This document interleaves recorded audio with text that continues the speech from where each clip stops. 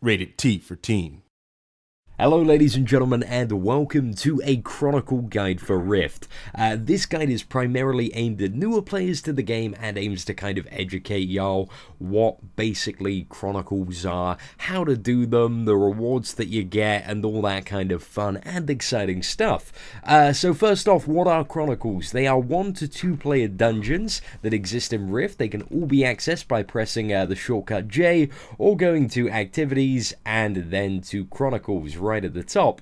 The first Chronicle in the game, the first set of Chronicles should I say, actually unlocks when you hit level 50, and that will grant you access to Sanctum Ceremony of Attunement and also Greenscale's Blight, Hammernail and River of Souls, the kind of standard level 50 versions.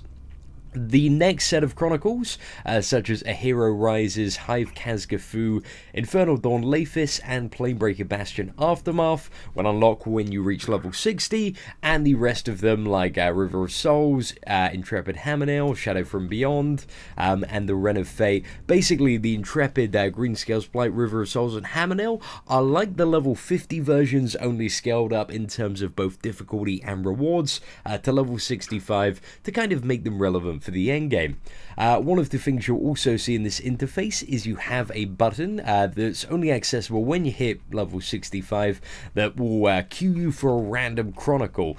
Now this will only put you, so say if, so Chronicles, as you'll be able to see, some are done solo and some are done duo. If you're queued as a solo person for the random one, you'll only get matched to a solo Chronicle, and if you're queued as a duo, you'll only get matched to a duo Chronicle, if that makes sense. For the more skilled players, you can actually take on the duo Chronicles by yourselves, and also a lot of the duo Chronicles do have hard modes on the bosses, which are not only exceptionally fun, but also offer increased rewards such as currency, notoriety, platinum, and also extra experience. So those are really fun. Literally one of my favorite things to do in Rift is try and solo some of the endgame hard modes, especially in the Wren of Fate, because they are very challenging and very fun to do, and also part of the Nightmare Saga quest. So, you know, it's a good idea that you familiarize yourself with those, because you are going to need it at a later date. So a question a lot of you are asking probably is, why should I care about Chronicles? What do they give to me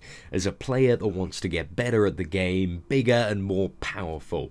So one of the most important things about Chronicles is that they offer kind of starter gear for that level. So especially when you've just hit 65, the first thing you're going to wonder is, how do I get my foot in the door? How do I get some kind of basic blue and maybe even, if you're lucky, some epic items? Now in the Wren of Fate and also some Intrepid Chronicles, some very good blue and purple drops, which will give you a really decent start, especially into getting expert dungeons.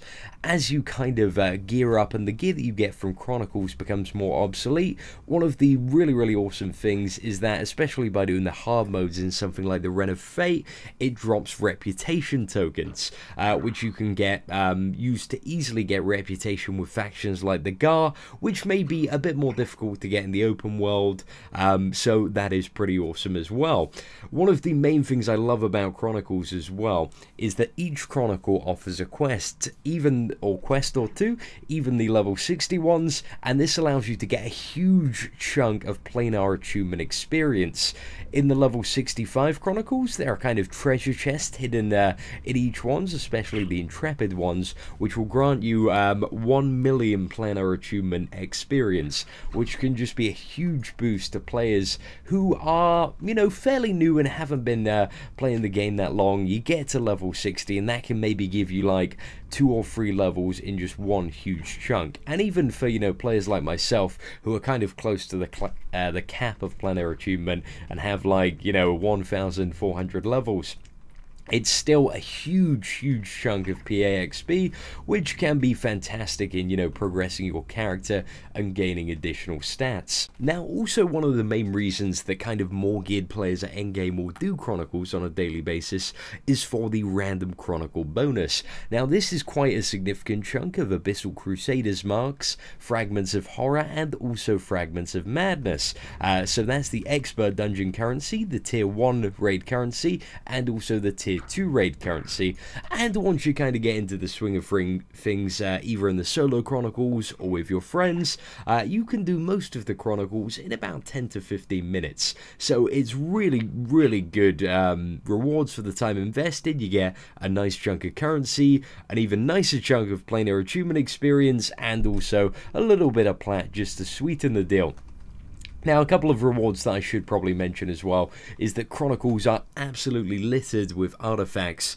So if you have patron status, a really helpful tip can be to go to patron abilities and turn on patron's artifact tracking when you're doing Chronicles, as literally little artifacts will be appearing all over the map that you may miss just visually looking at them, but you know, the artifact tracking bars can just help you pick up on them, and that can give you some extra stuff to sell on the auction house, or if you're a Dreamweaver, you can break them down for the Dream Magical Cloth, Dream Ribbon, sorry, and also, you know, sell that on the auction house or use that to craft 7 Dream Orbs. So that's pretty damn cool. I think the final thing to mention is doing the Chronicles also just, again, floods you with gear, which can also be used in your wardrobe. So in quite a few of the newer Chronicles, 2 features you are going to see before the majority of bosses are a shiny red orb. Clicking this will activate hard mode, which is really not suggested if it is your first time facing that boss, and for example you're alone in a 2-person Chronicle. Once you get a bit more confident, it's a great idea to press that button just to really challenge yourself, because that can be a lot of fun. The other thing you'll notice before most bosses is actually a shiny interactable object. Now if you click on this, it'll open up various dialogue where you can find out about the tactics of the boss that you're about to fight. Pretty much all of these kind of like scrolls and also communicators in the instances that they're in will tell you pretty much the complete tactics of the boss. So for example, if you know I'm failing on this boss due to something called Quartz Blast or Crystalline Bombs, I can quickly go over, have a read, see how do I avoid the crystalline bombs, and it will tell me stand on the pile of crystals that is the same color, and I can avoid the injury. So that's just quite a helpful tip to new players as well. If you are struggling, the first port of call is actually just talk to these or look for shiny interactable objects that might give you a clue on how to actually beat the boss that you're struggling on. Now to finally wrap up the guide, what I want to do is I want to give a shout out to some of my favorite bosses so that you can actually get into the game and fight them, because they are really, really awesome. So first off has to be Laphis in the Infernal Dawn Laphis Chronicle. The boss just looks absolutely incredible. You gotta go fight her. Next up is my man Charad X9, because he's just like one of the most badass bosses.